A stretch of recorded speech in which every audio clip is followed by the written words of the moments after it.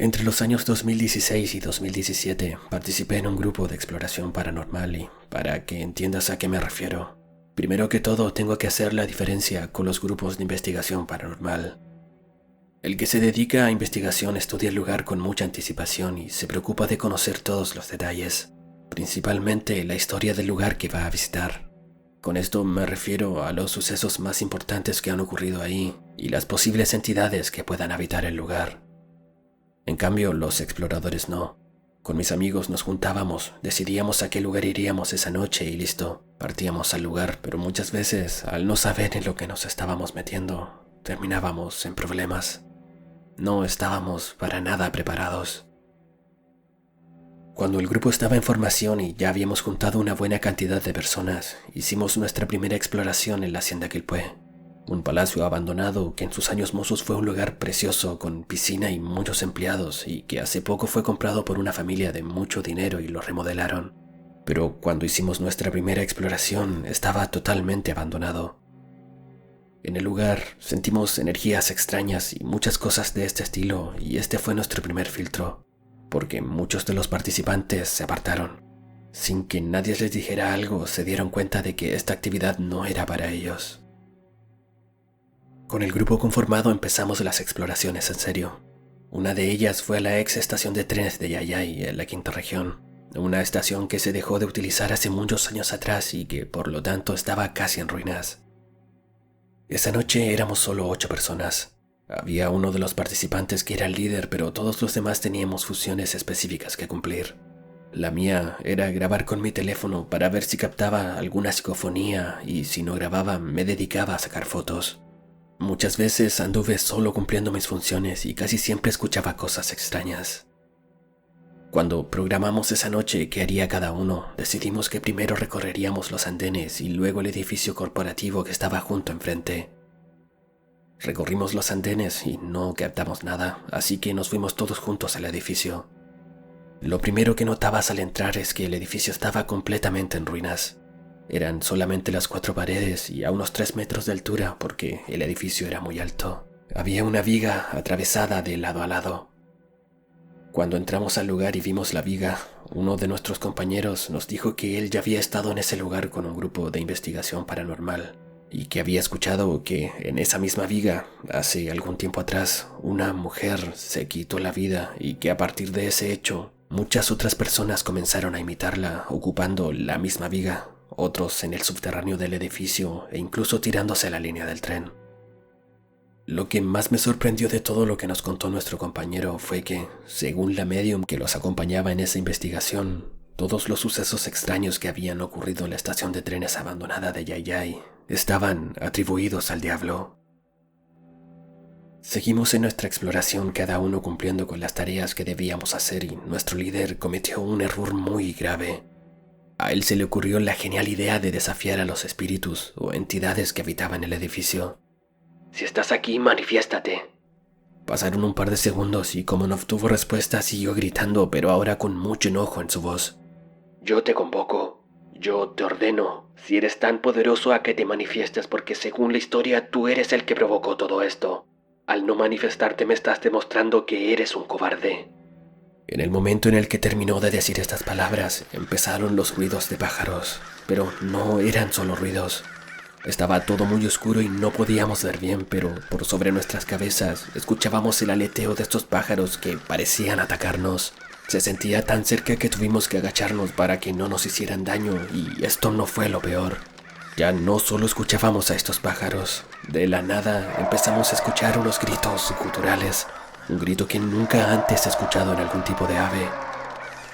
Seguíamos escuchando el aleteo y que pasaba muy cerca de nuestras cabezas, pero al mirar hacia arriba, a pesar de que estaba todo muy oscuro, no se veía ni un solo pájaro.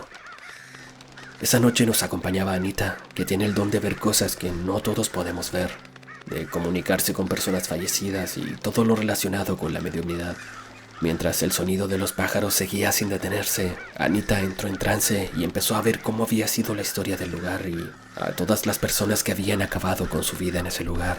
Hasta que de la nada algo la empujó al suelo con mucha violencia y mientras intentaba ponerse de pie empezó a gritar: «¡No miren hacia arriba! ¡Por favor, no miren hacia arriba!». No sé por qué lo hice, pero no pude evitar levantar la vista y mirar hacia arriba. Lo que vi esa noche, nunca he podido olvidarlo. En la viga, que estaba a 3 metros de altura, había un hombre vestido completamente de negro sentado. Estaba de espaldas y no podía verle la cara, y era imposible que alguien estuviera sentado ahí. No había ninguna forma de subir. Te lo juro por lo más sagrado que tengo. Cuando vi a este hombre sentí mucho miedo y no me imaginé que todo podía seguir empeorando.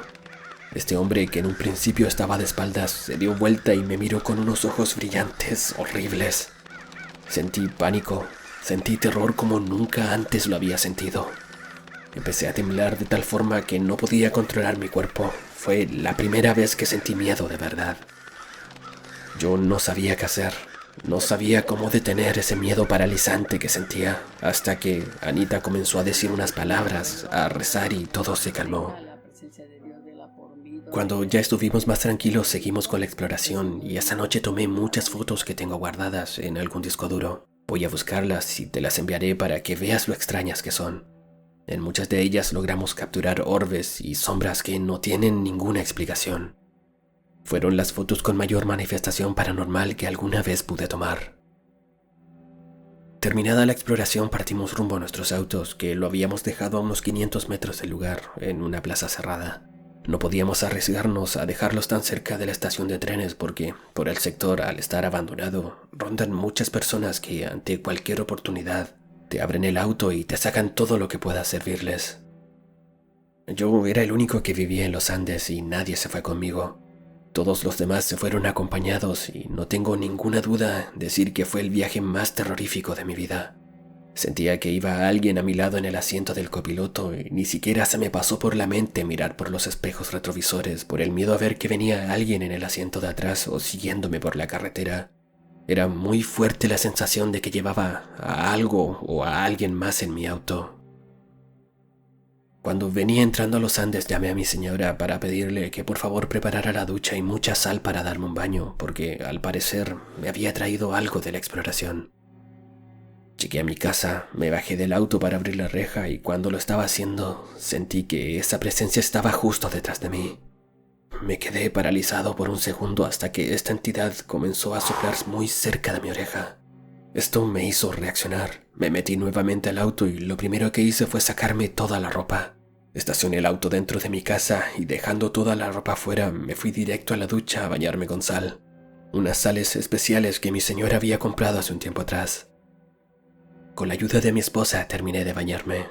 No hubo un solo centímetro de mi cuerpo en el que no hubiera sal. Cuando salí de la ducha, dejé de sentir su presencia. Creí que todo se solucionaría con el baño de sal, pero no fue así. Esta entidad me siguió al trabajo. Yo soy chofer de transporte en minería y no había un vehículo en el que me dejara tranquilo. Me subía a alguna camioneta y lo sentía a mi lado. Me subía a algún furgón, miraba por el espejo retrovisor y ahí estaba, y lo mismo me pasaba en los buses. Me costó mucho sacarme a esta entidad de encima. Lo bueno, por decirlo de alguna forma, es que solo me tocaba en mi trabajo y mi familia nunca se vio afectada. Nunca molestó ni a mi señora ni a mi hijo, era solo a mí. Tuve que buscar ayuda y hablé con una de mis vecinas que, si bien no era experta, sí tenía mucha experiencia en limpiezas y sanaciones. Fue ella la que me ayudó a librarme de esta cosa. Me hizo varios baños y cosas por el estilo y recién después de eso no volví a sentir más su presencia. Mi esposa siempre me acompañaba a las exploraciones, pero esa vez a la estación de trenes, por algún motivo no pudo hacerlo.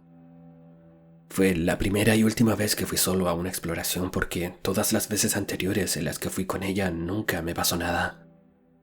Con el pasar de los meses, hicimos un par de exploraciones más con mi señora, pero ante el miedo de que nos volviera a ocurrir algo, como lo que te acabo de contar, decidimos dejar de hacerlas.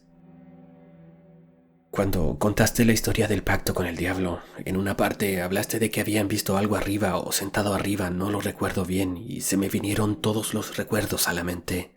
Sentí como se me erizaba la piel y me puse muy nervioso. Mi señora se dio cuenta de que algo me estaba pasando y me preguntó qué me pasaba. Le dije acerca de lo que era la historia que estabas contando y se puso pálida. Fue volver a recordar todo eso por lo que pasamos. Yo vi con mis propios ojos esa mirada brillante del hombre vestido de negro que estaba sentado sobre la viga. Todo lo que se vino después no se lo doy a nadie.